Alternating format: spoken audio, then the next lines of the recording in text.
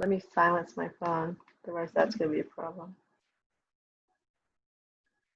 Hello, everyone. Welcome to Conservative Truth Radio. I'm your host, Jerome Davis, and today is another exciting day to be walking in the light of God and to be seeking the truth. It's an exciting time to be in America.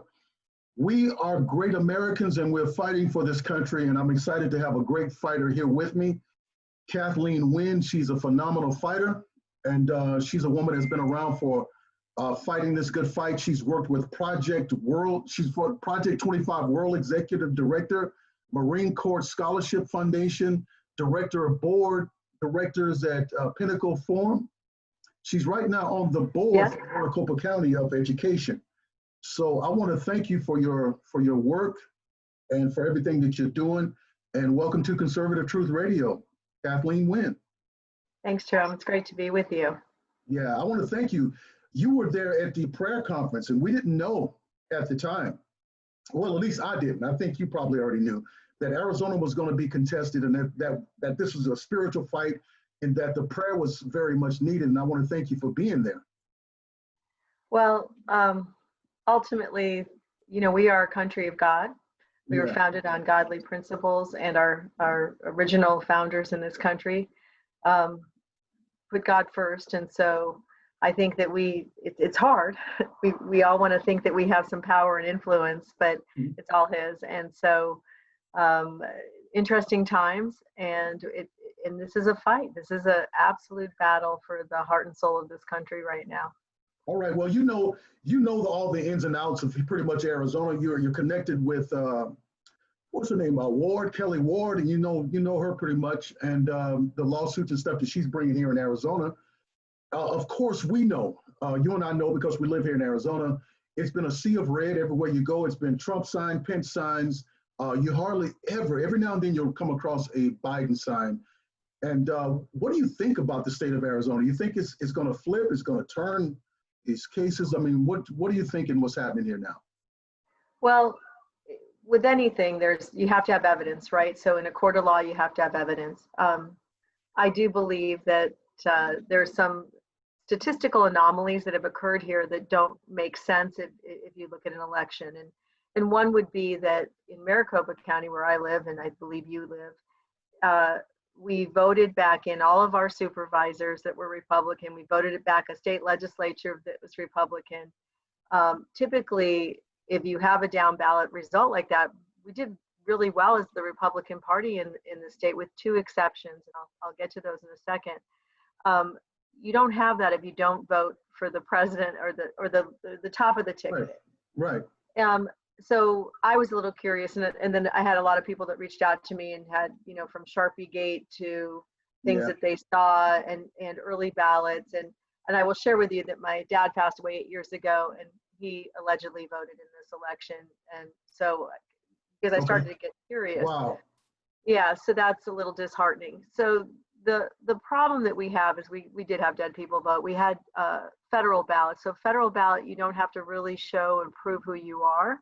But you only get to vote on the federal elections. So you get to vote for president, Congress, and Senate. Yeah. So what I did, I looked at all the races for Congress, Republican side and Democrat side, and I added them up. And I compared them. So on the Republican side, I added up all the districts, all 9 districts. And the difference between those votes for the Republicans and Martha McSally was 855 votes. So they were pretty much balanced, right? That's pretty close. Yeah. It's not exact, but it was close. I then did the same for the Democrats. The difference between the Democrat congressional districts, and they've got more people, but they actually got less votes for their congressional races. So in this, even though they won more places, they had less votes. But Mark Kelly got 87,000 more votes than his congressional delegation. Wow, that's crazy. And 44,000 more votes allegedly than Joe Biden. So that, and then we have the difference between Biden and President Trump of 10,000 votes. Right. So we're supposed to believe that Mark Kelly, first time running for Senate, and had millions of dollars spent against him, linking him to China and everything else. Not only did he win, but he won with the greatest margin of votes. So we skipped over our presidential candidates allegedly, went to the Senate candidate and voted for Mark Kelly 87,000 more times than we voted for his congressional delegation. Right. So you know, there's been talk that Pima County added 35,000 votes to everyone running Democrat. There's some, but again, you have to prove these things. So you can make all kinds of suggestions that, you know, there's questions about the Navajo Nation and those votes. Yeah, they're paying for votes. They were getting paid for their votes. Well, and also the high time, you know, we typically are 65% vote, and allegedly we were 84% of the people that could vote voted during COVID, during, you know, so there's some things that don't add up, make sense. But none of those stories matter unless you can prove some falsehoods. So we do know that some of the ballots were printed and they were skewed, so they were not straight. So when you fed them through the machine, they did not read correctly. Right. We do know that there was a chain of custody issue where they would take the totals off the ballot machines at night and then transport them. You should have a Republican and Democrat with them to transport, but that didn't happen. And as a matter of fact, they don't even know who transported it, which is really, so you've got some, what I would call legal issues, or at least chain of custody issues that pose a problem. We have been trying to fight in court. We do have witnesses to certain things. The thing is, does it meet the legal standard that would allow us to set aside this election? And just being upset about the results is not enough. Right. Well, so we're not asking them to make a decision as to who's president. We're asking them to not certify. Well, they already did, but just hold up the certification until we can investigate. But they've already done that, so I guess we're somewhat up. Well, they could. I think if they knew that what they're saying is show us, and part of the reason we can't show is we had voting centers and not precincts in Maricopa County. So typically then you have a precinct list and you can say these people voted. We can't reconcile who voted right now with the precincts because they won't give us that information. So they're saying prove it.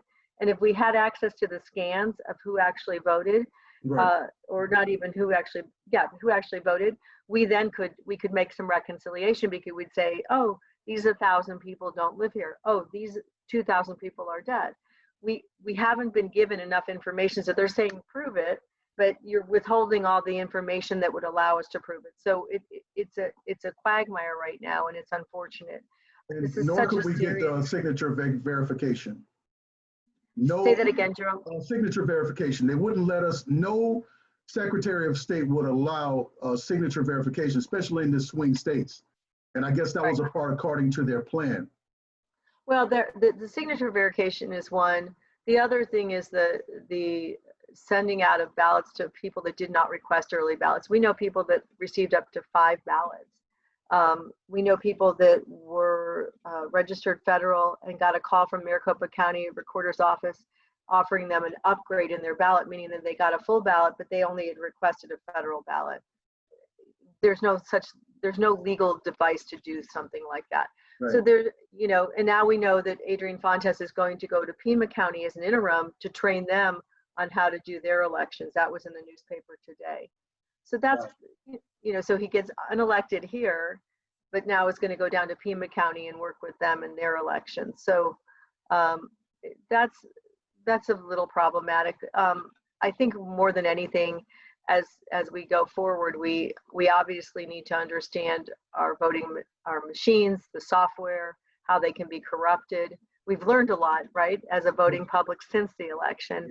Yeah. Texas obviously knew this ahead of time and didn't maybe warn the rest of us, but they're now trying to, with their lawsuit, trying to, help the rest of us by suing the states that they believe did not conduct proper elections. So right. I think there's still some issues like in Pennsylvania and Georgia. There's a lot of people on the ground in Georgia right now. Yeah, well, let me ask you, you worked for the Attorney General's office. So maybe you have some insight on what's happening with William Barr and why hasn't he and the FBI been active in this? So what do you Well, think about that? I worked at the state attorney general's office, so there's difference. So there's the U.S. attorney's office, U.S. attorney general, and then there's the state attorney general. So I worked for Arizona's attorney general's office. But something that was interesting that I read about Barr is they have been investigating Hunter Biden and Joe Biden's younger brother, and they were doing that, and they didn't disclose they were doing that prior to the election. It's now come out, and so he is taking time to investigate those stories that arose before the election, and that has made it into mainstream media. Until something, he can hear what's going on, but until it reaches a certain legal standard, or I don't believe that the AG can step in. I know people want him to. They're upset that he's not. Why is he not paying attention to this? I really respect AG Barr. I think he's an intelligent, thoughtful man, and I hope that he does the right thing. The fact that he's investigating Hunter Biden and Joe Biden's younger brother tells me that he's trying to do the right thing and create a record. So hopefully those things do get managed. I'm confident that everyone will do their role, but we have the court role, we have the legislative role, and we have the legal arm of the government, and they don't operate in concert with each other. Yeah. One thing has to happen before something else can happen. The prosecutor can't prosecute until there's a case or an investigation to do that. I think we're in the investigative stage right now.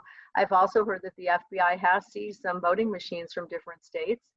That's not out in the mainstream. I've just heard that anecdotally, but if that's the case, then maybe they are investigating. And So we're so used to getting our news, Jerome, like all the time. So maybe they're doing things that the investigator doesn't tell you, we're investigating you. Yeah. So maybe they are, and like Hunter Biden, we're going to hear about it in a little bit. So I'm going to hold out hope that Barr's going to do the right thing. I kind of think it's a little late with the Hunter deal. I wish that would have been, the public should have known about that prior to voting. That should have been out there. So they've been dragging their feet. Attorney General Barr and Durham have been dragging their feet on this investigation, mainly because I think that they kind of been waiting it out, as China has been waiting it out to see about the elections. And so now that it's over, now it's coming out. That's kind of like secondary for me. My thing is does President Donald Trump still have a pathway forward? I don't want this election to be taken from him. It's been stolen. So I'm trying to look at every legal avenue, and it looks as if they're trying to close every door. And I think from what I hear just before we got on here, that the Supreme Court is not looking at the case from Texas. So, we shall see. What do you think about the I think Texas has 4 cases. So I think there's 4. Okay, so they probably threw one out, and we have other ones. So what is President Donald Trump's pathway forward from your perspective? Well, I think that they will continue to investigate the frauds. December 14th, Monday, is when they're supposed to seat the electorates. So what happens on Monday will determine who's going to make the decisions on who's voting for, who's the electoral college, right? Right. If they throw out certain states and say you can't participate, then that it takes us a different way. So obviously, by what the Supreme Court did, according to what you said right before we got on this call, that's going to limit our options, and we're going to have to go back to the states and see what they're going to do. Yeah, I think a lot of states are. This election is problematic because of the statistical anomalies.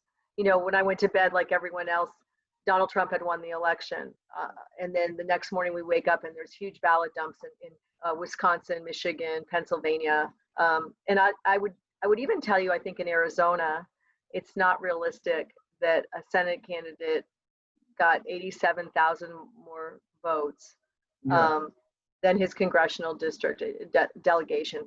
Doesn't make any sense to me. So I think we were focused on the presidential race, which was much closer. Mm-hmm.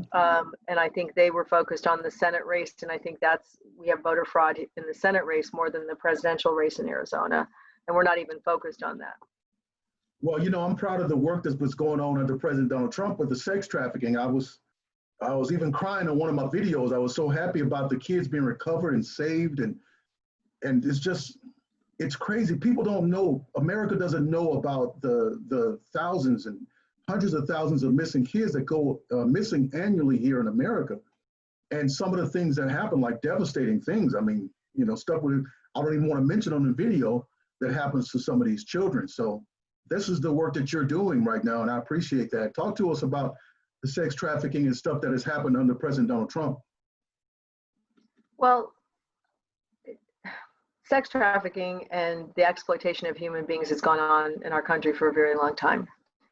And Donald Trump, his daughter Ivanka, had an interest in this, and so they passed some really great laws that have made a difference in terms of impacting those that are selling children online. So during the president's presidency, Backpage.com was seized by the U.S. Department of Justice and taken over. And Backpage, the owners lived here in Arizona, and they were responsible for selling children in 96 different countries. Wow. They were 80% of the world market of child sex trafficking. Wow. And yesterday, so part of what allows for this is just hypersexualization, pornography. Yesterday, MasterCard said if you are a holder of MasterCard, you can no longer use MasterCard to purchase access to Pornhub. That's a good thing. Pornhub is, yeah, so that's a start, right? So 16, that's how we started with Backpage. So the problem right now with our phones that we all have and we all carry around, if you want to see porn, it's there. There's nothing you have to do. It's just on your phone. You can easy access, but how many children have phones? Right. And should they be seeing that content? And is that content appropriate? Mm-hmm. We're worried about COVID. This is far more dangerous when you start to normalize sexual misconduct and sexual behavior and sexual exploitation. You say that's normal. That's okay. Right. It's okay to do. We have teenage girls right now in this country taking pictures of their body parts and selling them and asking for money in a Venmo account. We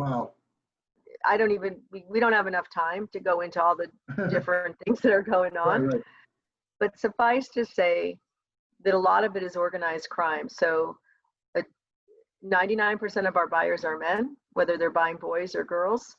And we have to do a better job of really looking at who we are in our culture and what are we going to allow.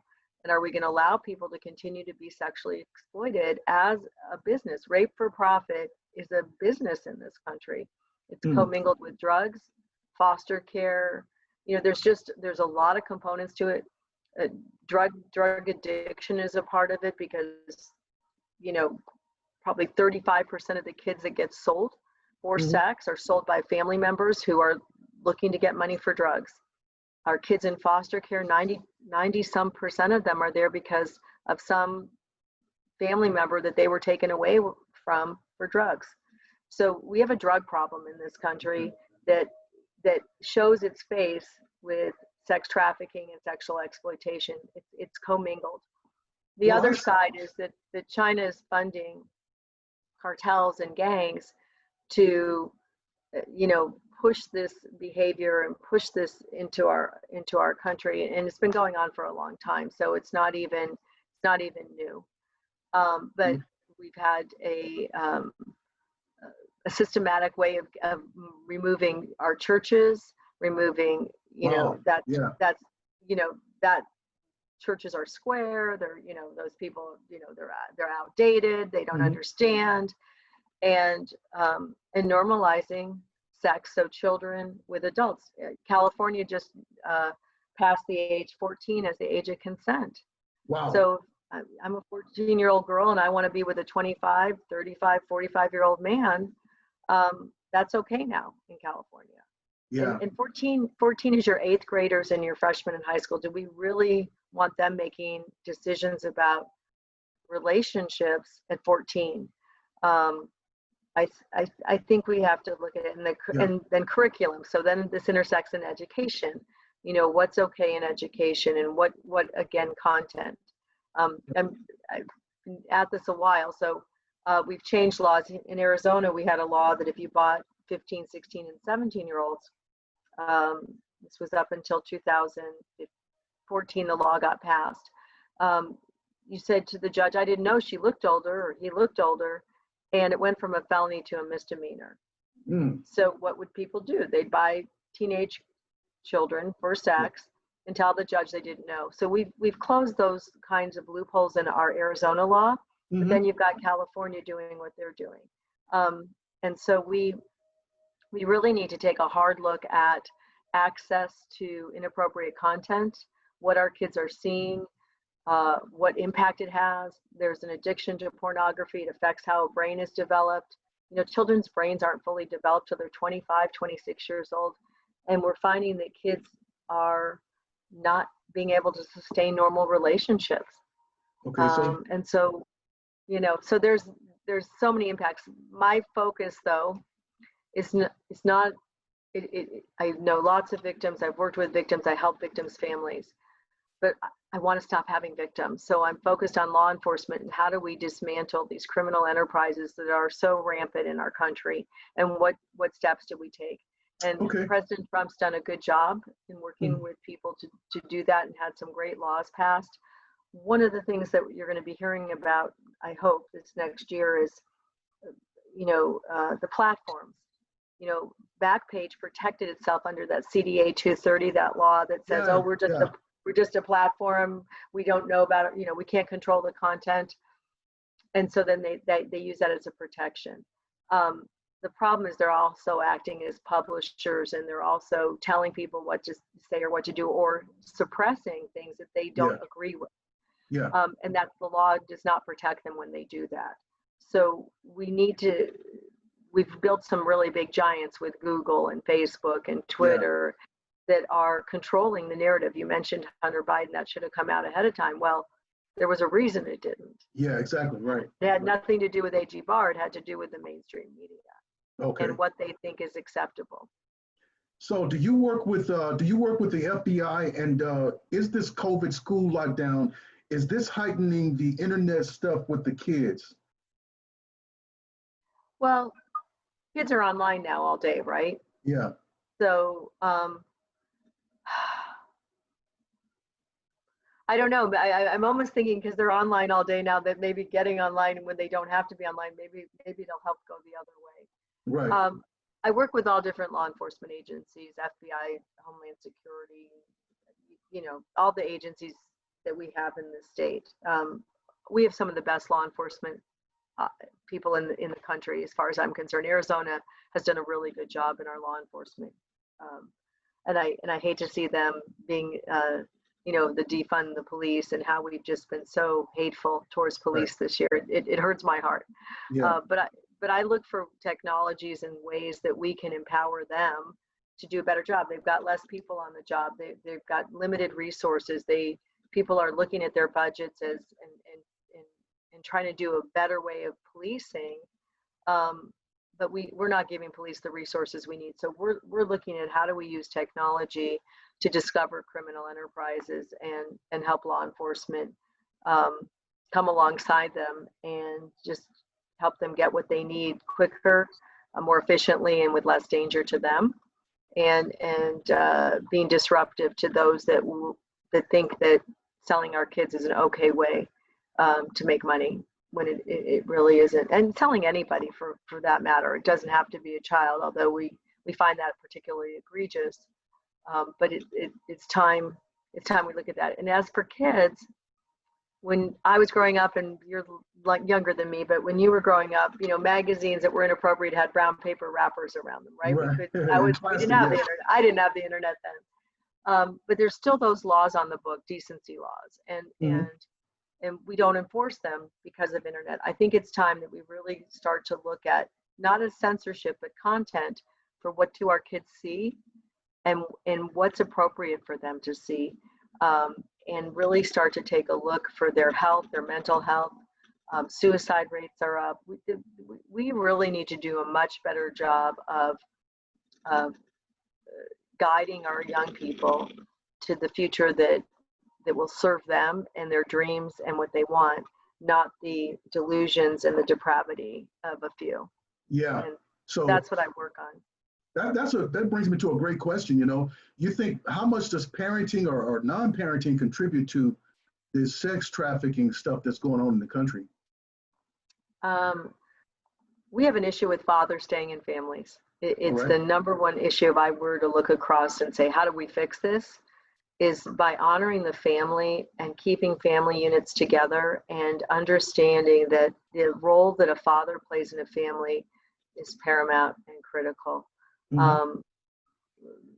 Many of our children that are in foster care,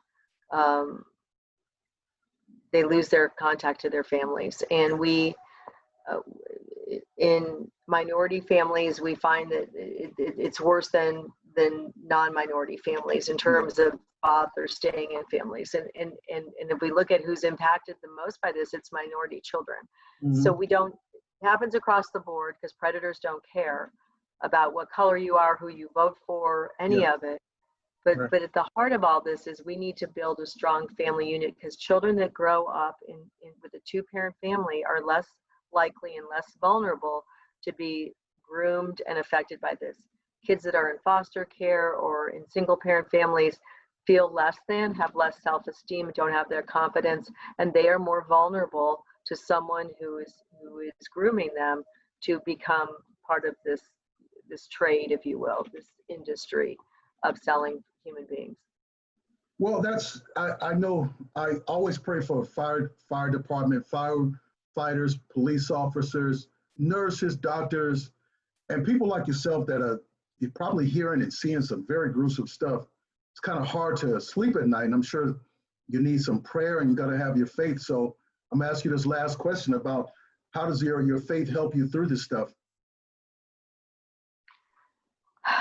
What role is your faith play? When God called me to this, I was like, are you sure? Because my husband and I, we have 7 kids. I have 5 daughters. I didn't see anything when they were in high school about this at all. I don't know if I was oblivious to it or I just didn't see it. And so I do believe that I'm on a mission. I do believe that I'm a warrior. I fight. So I feel I fight for those that don't have the courage or to have the voice. I didn't always have the courage or the voice myself, but God has taken me through things in life and given that to me. And it's my privilege to help and come alongside people that are afraid or are less fortunate. And I work with a lot of victims and hopefully open doors and give them opportunities. And it's all God's stuff. It's His kingdom, and I'm here to serve. And I believe that we're each given different skills and tools. I tell people I can't sing or dance, but I can connect. It's my God-given talent. And if somebody needs something, God usually helps me help them. And that gives me my joy. That gives me my purpose in life, and I really enjoy that. And He has me in this lane on anti-trafficking, and this is where I spend my time and most of my energy in each day. And sometimes working in politics helps you open certain doors to get laws passed and things like that. So I try to be strategic about the work I do and how I do it, and try to do a little good each day and honor my God. Well, I know you're a great fighter.